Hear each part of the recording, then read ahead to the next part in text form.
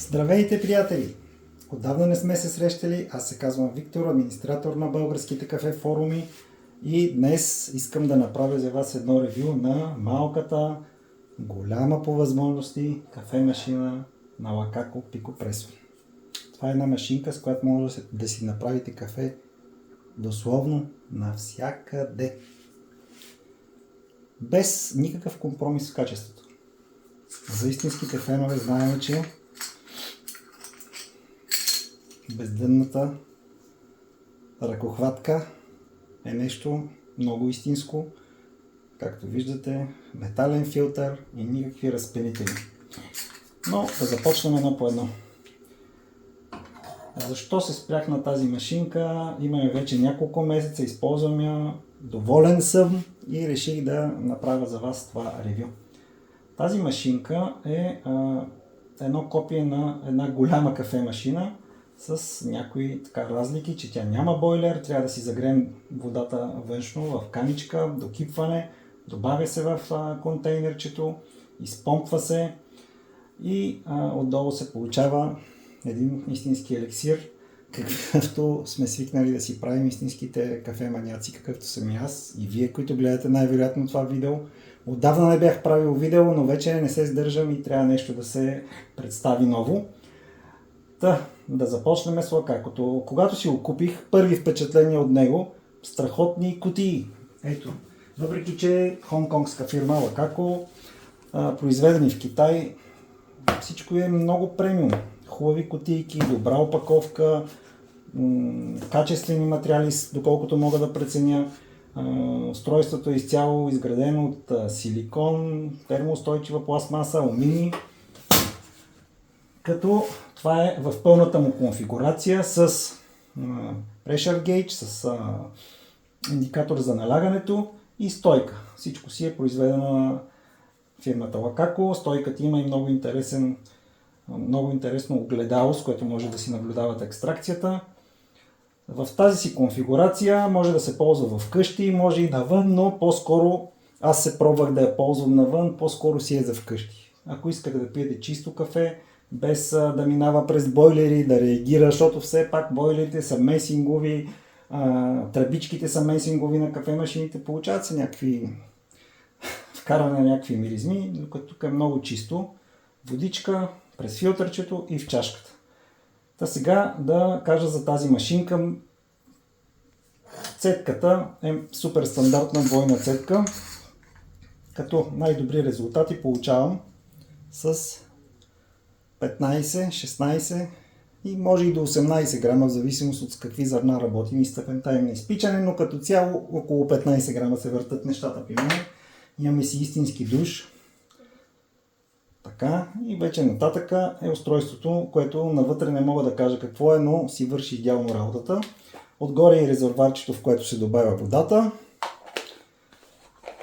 Самото изпомпване става с тази помпичка тук, която се прибира за по-лесно пренасяне и всичко може да иде в това кълъвче. Разбира се, без допълнителни текстри. Затова и пак казвам, това и това са по-скоро да си опознаем машината, да използваме вкъщи.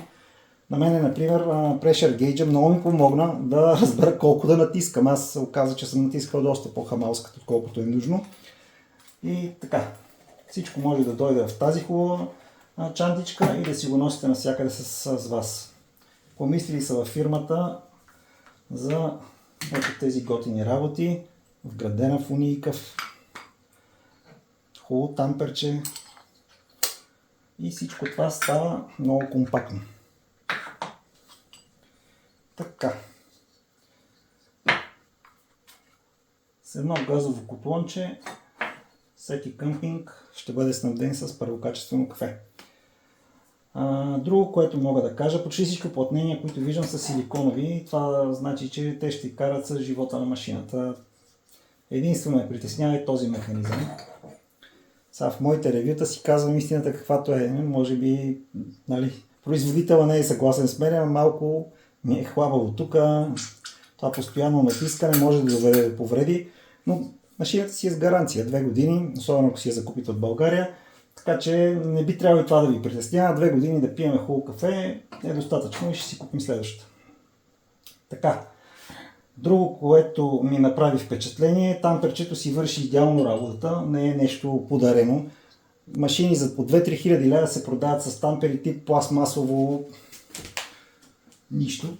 Ето. А тази машинка от 200-300 лева, зависимост от това на каква промоция сте закупили, е с много истинско тамперче. Компактно, но хубаво. Това е. Дали са си всичко необходимо хората от... Явно подозирам, че са и те фенове, истински фенове, а не просто производители. И така са проучили какво би се възприело добре и са си приложили всичко необходимо, за да не почнем веднага с апгрейди и скупуване. На практика с базовия модел на машинката до тук сме готови да я ползваме. Но аз имам пълния комплект, защото бях любопитен да видя за какво иде реч. И специално Pressure Gauge много ми помогна да видя аз как натискам. Казваш, че съм натискал по-силно, отколкото е необходимо. И така, тук съм стоплил малко водичка на моята кана. Освен да направим един шот, да видите на какво е способна. Всичко правя в реално време, няма да режа нищо. Каквото виждате, това е. Ето сега тук ще направим с 15 грама. Моите готини зранца. Мой бленд, но базиран най-вече на Етиопия. От регион Гужи. Мити зранца. Ще изперим 15 грама.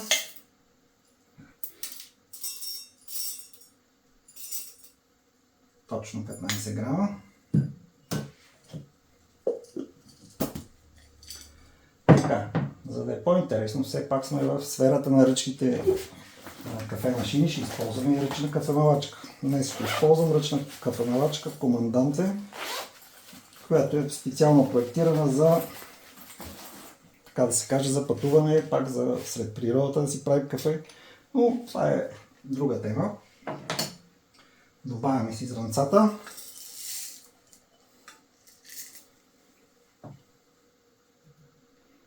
Така, смиваме. Трябва да ни изтърпите малко.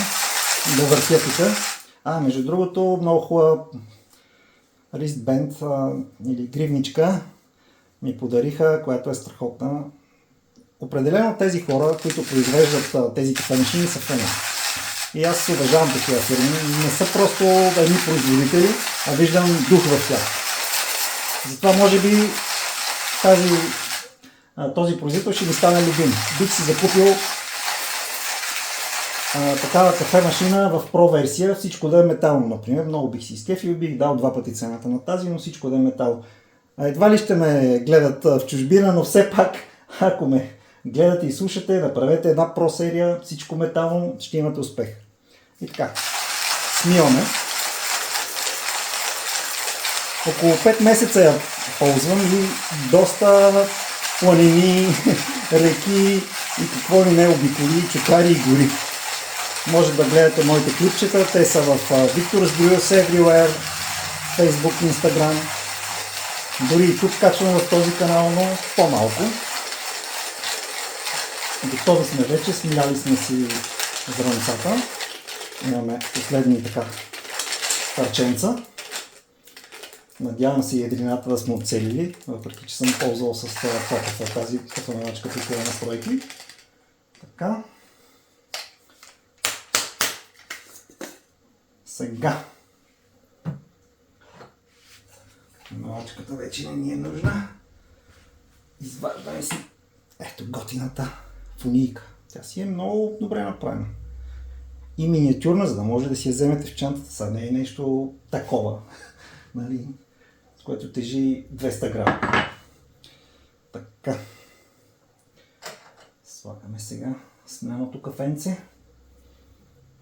Така пред камерата.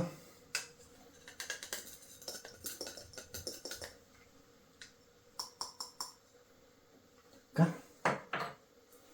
В комплектчето има и много мини дистрибутор тулче, обаче аз честно казвам не го разнасям, защото ще го загубя веднага и от ден едно си седи в кутията, така че използвам клечици и под тамера. Тъй като тук сме сега в лабораторни условия, така да се каже, ще използваме едно дистрибуторче от Лапавони.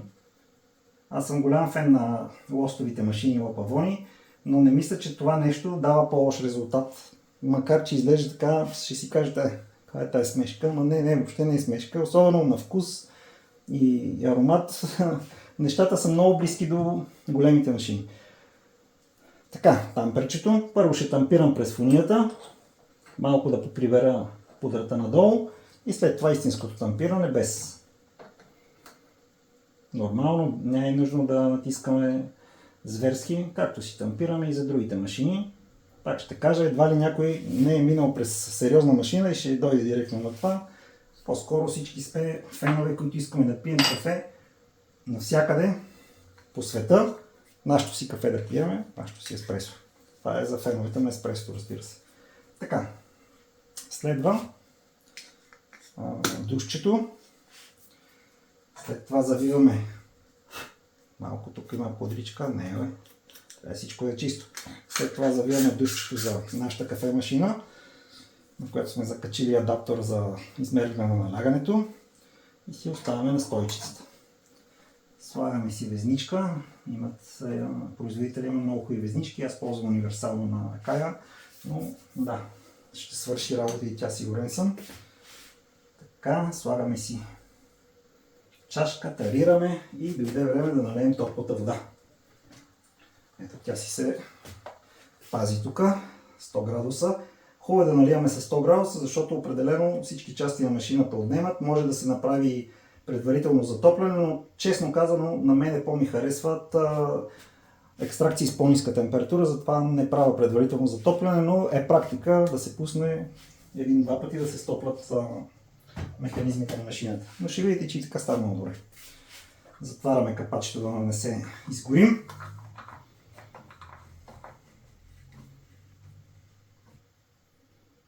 Така, и започваме цак-цак.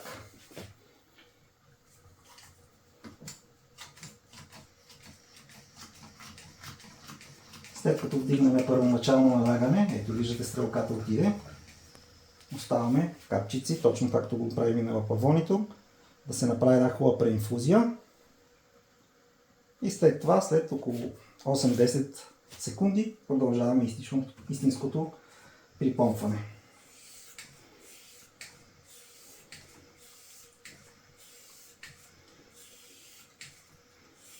Ето така с бавни движения, защото ние отиваме много нагоре в налагането, както правех аз в първите ми опити.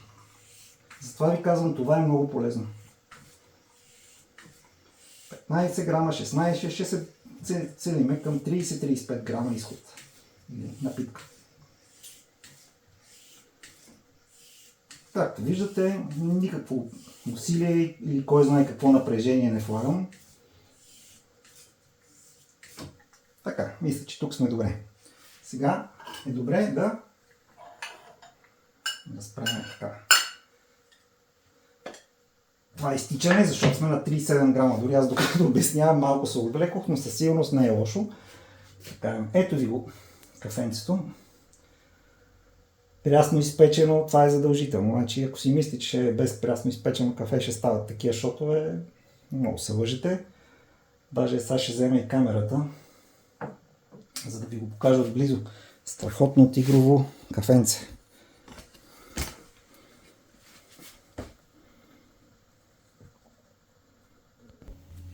Така, след като ви показах на какво е способно това малко зверче, искам да кажа и някои мои наблюдения с ползването или по-скоро някои неща, които не са ми харесали. Първо, това са доста малки части, които трябва да пазим, да не загубим някъде навън. Затова и казах, дистрибутора въобще не го нося, защото той е като пинче такъв. Абсурдно в планината, примерно. Всички тия дребни детайли трябва да ги внимаваме да не ги загубим. Трябва всичко да измием, трябва да подсушим, да изчакаме да изсъхне машинката преди да я сгубим. Ето и тук сега ще видите, остатъчна вода има. Ще изсипа тук в това контейнерче. С няколко припомпвания, така да извадим и в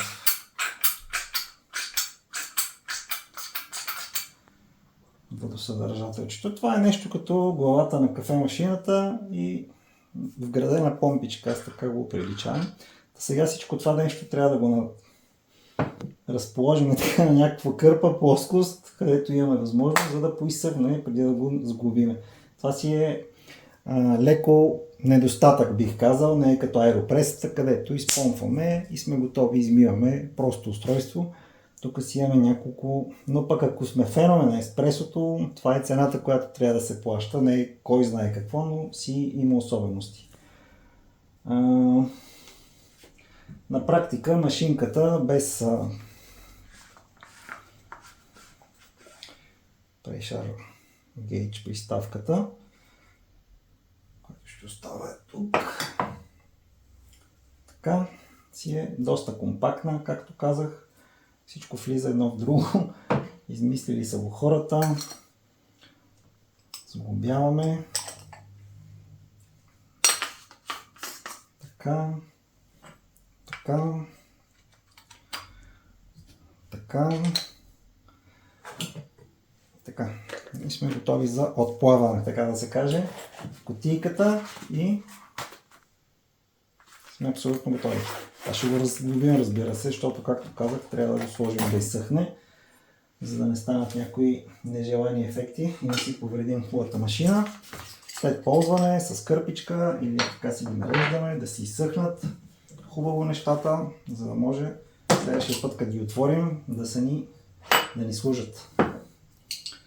Но са си доста части. Пак ви казвам, трябваше и малко време да се пренастроя. Аз предимно филтърни кафета пиех навън, които също харесвам, но това е. Ако искам еспресо, това е машинката. По-добра не съм чувал за сега да има, дай Боже да излезе. Дано да направят и от производителя Pro версия, както казах, още по-здрава и heavy duty. Така. В заключение, машината е много способна и няма да ви разочарова, ако сте истински любител на еспресото. С една такава машинка на командировка, на пикник, на екскурзия, винаги може да си направите кафе. Трябва, разбираш се, да комплектувате с кафенолачка. Изключено е с мляно кафе да ползвате пикопресо. Изключено е. Това е абсурд. Както и всяка истинска еспресо машина, кафе машина, е любима въпрос на новобранците. Ама може ли да не си купувам сега кафенолачка? Еми не може. Не може. Това е. Или се хващаш на хорото, или продължаваш с капсулите.